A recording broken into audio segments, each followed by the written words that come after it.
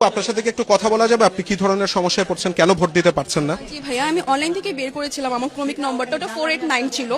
দেন ওরা আমাকে এখান থেকে বিভিন্ন এজেন্টও বের করে দিল, ওটা আমার ভোটার আইডি কার্ডের নাম্বার সাথে মিলে সেম আসছে অনলাইনের সাথে। বাট আমি যখন আমার কেন্দ্রীয় রুমে পৌঁছালাম তখন 489 একটা ডিফারেন্ট ইন্ডিভিজুয়াল ছিল, আমি ছিলাম না এখানে। আমার ভোটার আইডি কার্ড নাম্বার বা কোনো কিছুই সেম মিলে নেই। অনলাইনের এটা কি আমাদেরকে দেখাবেন? জি শিওর। রাশেদ, আমি একটু ক্যামেরায় দেখাতে চাই, ওনার কিন্তু এখানে ভোটিং নাম্বারটি রয়েছে, সিরিয়াল নাম্বার আছে, এনআইডির সাথে ম্যাচ করছে, যেটা অনলাইন। আমিও এভাবেই চেক করে আমার ভোটটি দিয়ে এসেছিলাম। এবং বাইরেও যেটি রয়েছে, এখানে যারা পোলিং এজেন্ট রয়েছে বা বুথগুলি স্থাপন করা হয়েছে, তারাও তাকে যে নাম্বারটি দিয়েছে সেটির সাথে তিনি যখন ভোট কেন্দ্রে গিয়েছেন তখন দেখছেন যে সম্পূর্ণ ডিফারেন্ট একজন ইন্ডিভিজুয়াল সেখানে রয়েছেন এবং আরো একজন এখানে ভুক্তভোগী আমি দেখছি। আপু, আপনার সমস্যাটা কি একই রকম?